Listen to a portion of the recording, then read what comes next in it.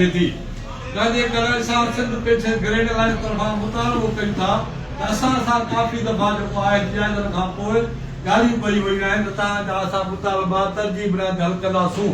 Finance secretary ऐं असां secretary जीए secretary education ऐं ॿिनि सेक्रेटरियुनि सां मुलाक़ातूं थी चुकियूं आहिनि ऐं उन्हनि असांजा मुतालबा लिखी करे चयो आहे त असां मथे मोकिलिया आहिनि।